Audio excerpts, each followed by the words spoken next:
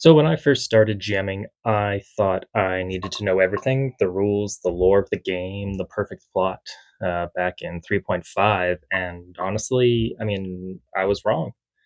If you're new to running games or you just want to feel a little bit more confident at the table, then today I'm going to share 5 things I wish someone had told me or that I wish I had learned to accept earlier instead of being like, yeah, it's fine. I know what I'm doing. And all of this before I put up the GM screen and sat on the other side of the table. Welcome to Whispers from the Phylactery. And if you're new, I like to talk about various aspects of tabletop role playing games, from encounters to styles of play and systems in general, with a healthy dose of rambling and just kind of doing things like my hair's not agreeing with me today. It's kind of being all over the place. But if that's your style, then let's get into it. And the first thing I think is really important for new players and new GMs and storytellers is that you don't have to know every rule. And if someone expects you to know all the rules, ask them to be this GM then. It's hard. And seriously, you don't have to know every rule. I used to think I had to memorize the entire handbook. Um, I started in 3.5, but I really started GMing in Pathfinder.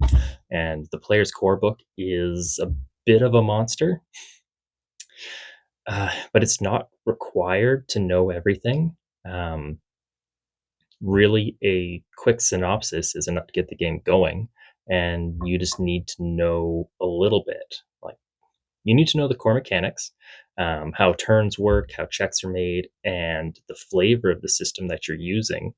But everything else, you don't have to know it off the top of your head. If someone asks you what a spell is, you can take the time to look it up. That is good. Mechanics are great. But if a player is asking, why isn't the player looking it up? You can absolutely say, great, you look up what your spell does. The DM does not have to be the repository of all of the information. And nowadays, with so many different online resources, for D&D, there's D&D Beyond and Foundry. Pathfinder has Path Builder, Archives of Nethys, Foundry again.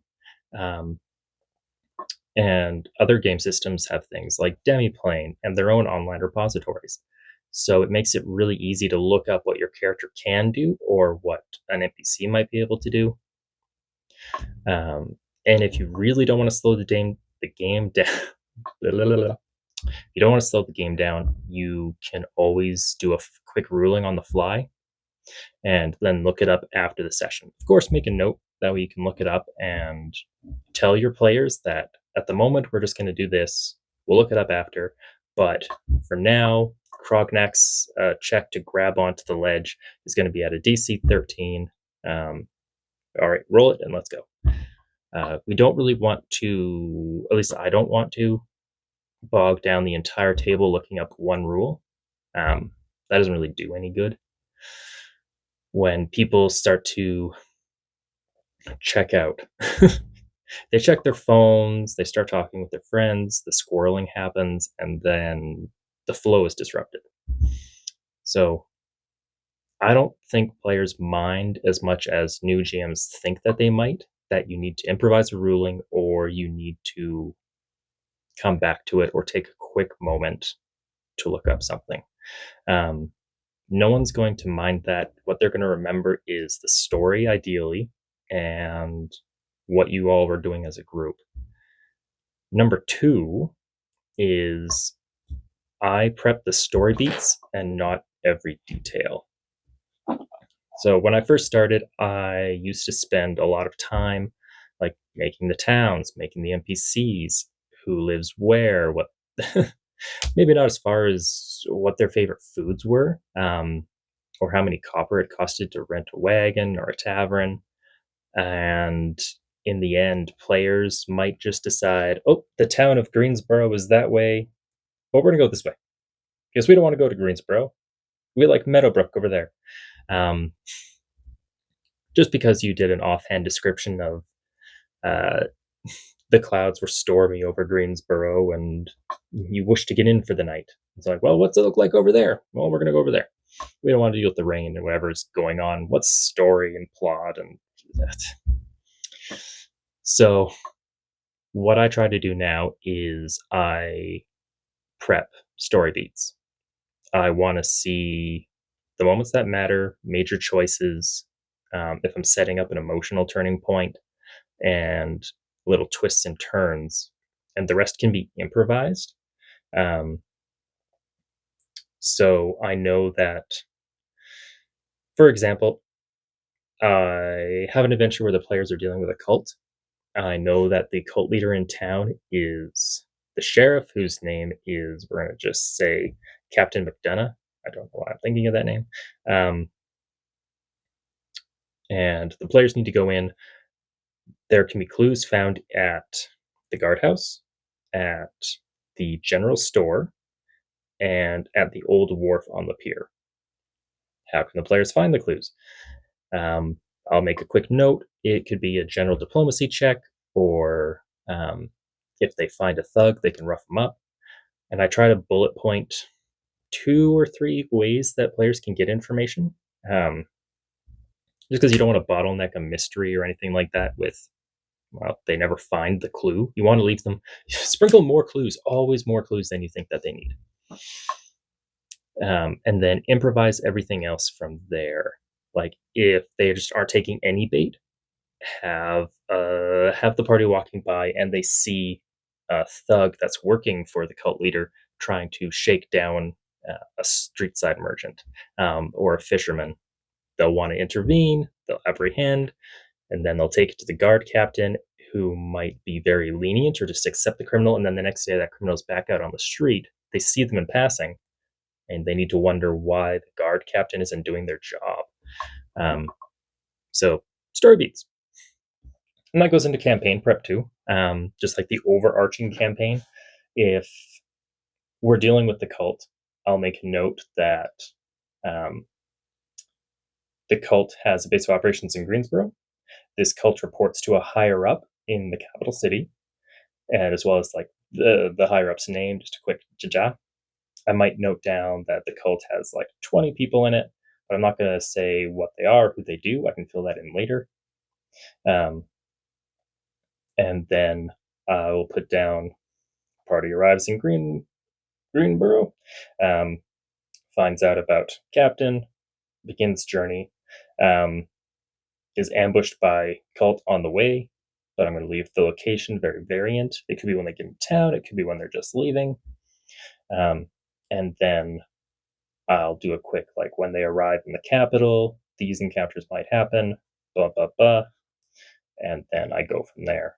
I don't want to get bogged down in every little detail because chances are the players are going to move, and or they might try and ignore it, which is going to be a point later on, um, that I'll get to. Essentially, I just want to plot out little encounters that can kind of fit anywhere in a wide range. Um, I kind of want to give examples from my current game that I'm running, but then I also know some players watch this and I don't want any spoilers. So you get to find out the same time everyone else does. Number 3, um, session 0 is important. I used to not really think session 0 was too useful.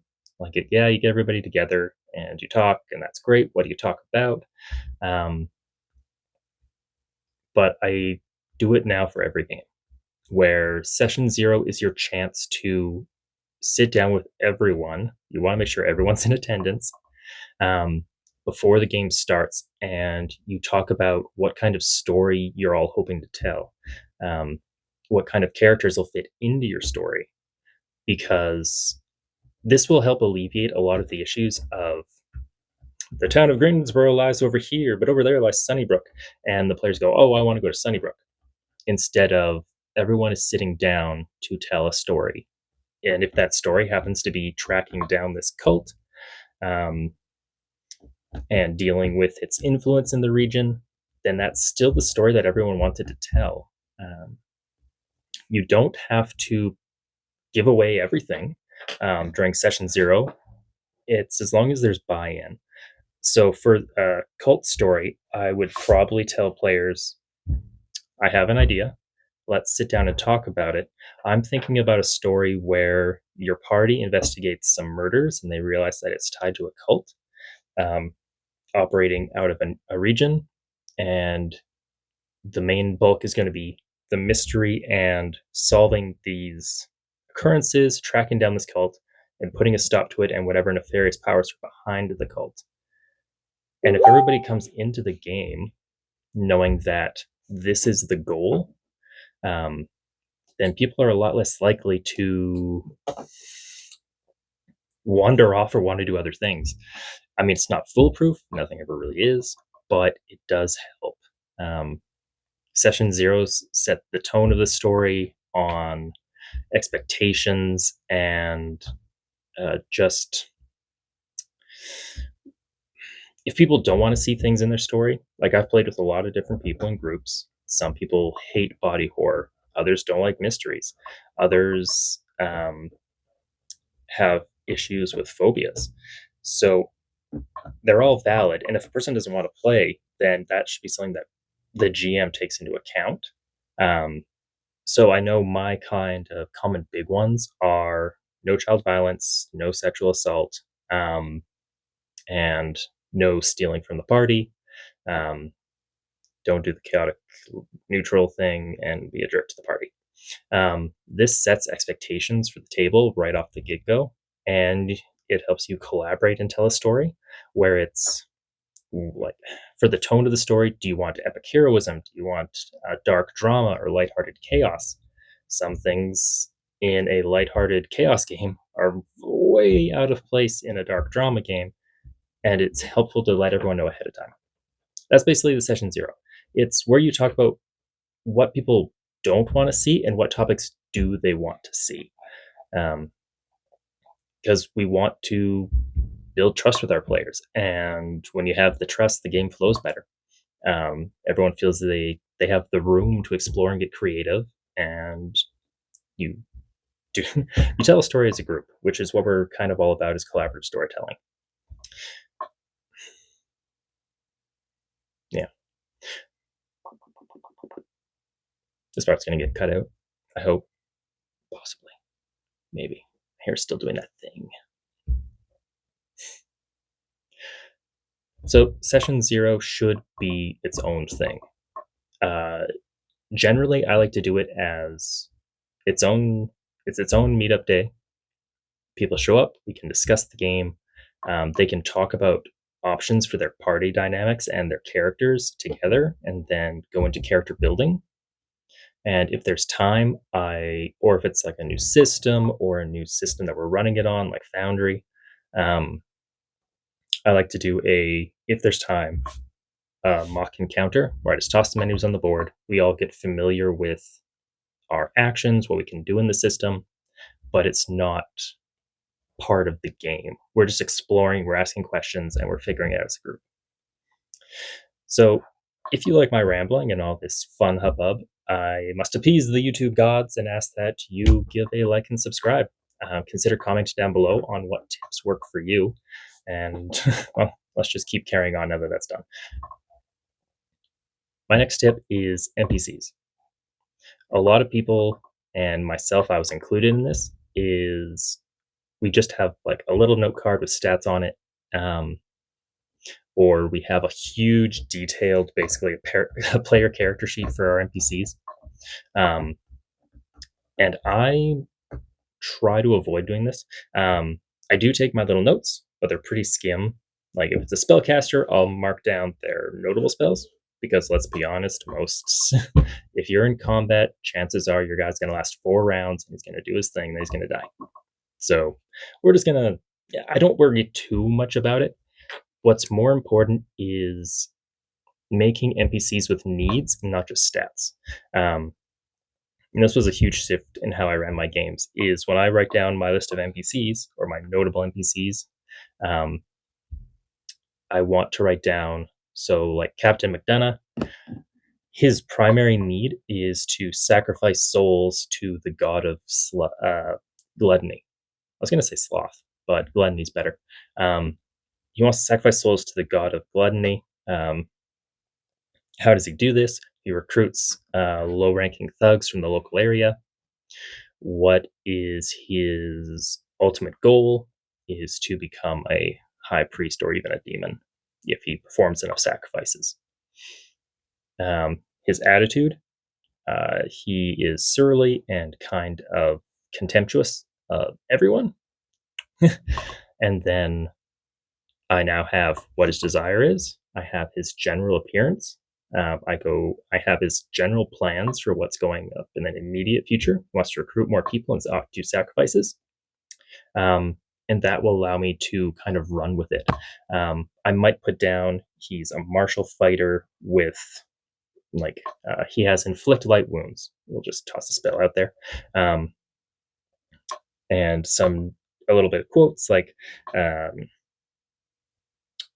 well, not quotes, I suppose, just abilities that he might have. Like he can call reinforcements, and then they arrive within 1d4 rounds.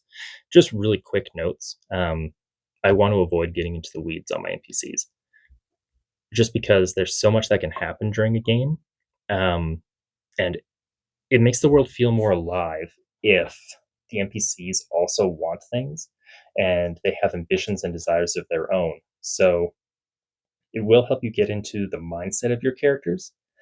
And this, just touching on this point, you don't have to do voices. You don't have to do the voice actor thing where everyone's unique and memorable. I mean, ideally, your NPCs are memorable just from the interactions. Um, but I know some people don't like to roleplay on the player side, and it can be anxiety inducing on the GM side. That is 100% fair. No one's expecting perfection. And if you're playing with your friends, they should hopefully understand this. I mean, once again, we're here to have fun, and being a GM is hard. Like sometimes players, if they've never done it or they just don't know, they're not going to get it. But it's hard. And that's why you're here. That's why you're watching, trying to get my tips, and hopefully they're useful for you. Because this is all stuff I've had to learn the hard way. Sometimes people have told me and I've ignored it, but it's mostly just by trial and error and running games for 15 years. Um, so, yeah, early on, I just used NPCs with stat blocks. I didn't give much care to their motivation, and this often left really bland NPCs that could have been replaced by anybody else. When I started doing needs, they feel real. My players remember them more if they know that the world is moving around them, and they might ask about them. They might follow up. They might even go out of their way to help or hinder certain NPCs, and that gives more opportunities for story. Um, sorry, fidgeter. The pen must keep the fingers moving. Um, it's something that I really picked up when I started reading about more game systems than just D&D and Pathfinder. Like Pathfinder Adventures and D&D Adventures usually have like a stat block or some backstory to a character, even though at the time I was wondering like why do you give this villain an entire page of backstory that the players will never see, they'll never know the answer to. It doesn't come up at all, but it's designed to help you get into the mindset of that character. Although I think that there's a tipping point there where do they really need an entire page of backstory to get into the mindset of this one villain that shows up for one encounter? There's pros and cons to adventure paths and D&D modules, but circling back to the main topic, I really started thinking about it more when I started running Vampire and Dungeon World and other World of Darkness things and Fallout and Star Wars Edge of the Empire, um, where it is much more about the storytelling than the numbers you have. And it really highlighted it. I was always running D&D and Pathfinder as combat sims, which I mean, that's what it started as originally, but that's not what a good story is. And it really helped me step up my game to consider it this way. So hopefully you start doing it too. And if you're already doing it, great. Keep doing it. Think about how you can do better. I don't know. We always have room to improve. And my last tip, number 5, you stayed with us this long, maybe. Well, I mean, if you're listening to this, then you did. Congratulations. Uh, this one's the hardest one. Is Generally, GMs, we either start doing it because of our friends or we start doing it because we're creative writers. And really, the tip is it's not your story to tell, it's everybody's story to tell. The players are just as important as the GM. And when I was new, I had all of these ideas, plot arcs, mysteries, big reveals. Um, and then I would get upset when my players would go off course. I wasn't doing session zeros. They were chasing random rumors. They were befriending the villain or refusing well, we'll call it the main quest. Um, and it was really frustrating. I would leave game sessions being like, why don't they want to do this cool story that I made? Like, can't they see that it's right there? But that's wrong. I, I still like to tell a story, but now there's buy in and there's wiggle room in the story. Ideally, everyone wants to tell the same story. Um, the best stories are the ones that you create together. I am here to help see them succeed, even as I put pitfalls and things in their path. I don't want their characters to die. I want them to grow and overcome the main villain. I want some unexpected detours, as long as the general plot is still moving in a forward direction. Detours are great. Um, Especially when they're tied to emotional character moments. If the detour is because they want to go check on their family in the nearby city, I can plant a plot hook in that city, or their family's involved in somehow. Um, these all things these are all things that help ground a story. And once your group starts going and they have in jokes, those in jokes can become canon, and that's where the magic of storytelling happens.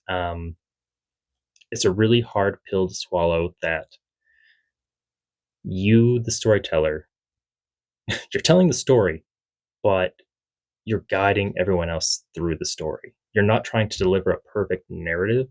Your goal is to build a world your players want to be in and participate in, and tell a story of triumph and success that they couldn't tell alone. Um, Although, let's be realistic, sometimes the story doesn't end in triumph, it ends in failure, and TPKs happen, and it's awful. Or, depending on the system, the story is never meant to be one of triumph. Um, like Dread is a system that runs horror scenarios. The ones in the book are an Arctic temple that is explored, um, or being chased by a werewolf as you try to navigate a river, and your guide is murdered outright at the beginning of the story. Um, it's a system that's very much designed to players are going to die, and maybe no one makes it out alive at the end. But the goal of the game is to come away with stories and an experience that makes everyone sit on the edge of their seat for that next pull from the tower. Dread uses a Jenga tower to make checks, and when the tower falls, um, your character dies. They might go in a blaze of glory, but they die. Um, So it is very much creating the narrative and the stories where everyone's on the edge of their seat, waiting to see if the doctor can manage to extract the bullet from the patient before they die. Um, as the werewolf starts lurking closer and closer, everyone knows that it's just in the bushes off to the right, but the doctor is feverishly focused on getting the bullet out of this patient and saving their life, even if doing so costs them their own when the tower falls. And it can make some really cool moments. So generally the thing is we want to tell stories together. Yeah, that's it. We want to do the fun thing and tell stories together. So if you're thinking about running your first game, or you've already taken that leap, or you're a long time DM like I am, if you've been doing it for 1 year, 2 years, 10 years, 15 years, um, One of the players I played with had been doing it for 30 years, and his games were fun. There were, of course, issues. Not everyone's going to mesh with every game, but it was overall fun. So the main point I want to leave is you don't have to be perfect. You don't need to know it all. You just need to know part of it. Um, Show up with curiosity, kindness, and a willingness to play the game, and people will appreciate it. And hopefully, your players and your friends will love it, and they'll enjoy your stories as a group. So, thanks for listening to me all the way through. Uh, I know this one was a bit of a long one. If you have tips you wish you'd known when you started running games or being a storyteller, drop them in the comments because I would love to hear them. I maybe you have wisdom I don't know. I mean, 15 years, I don't know everything. It's impossible to know everything. Um, so tell me about it. I want to know. And until next time, take care, adventurers. Good luck.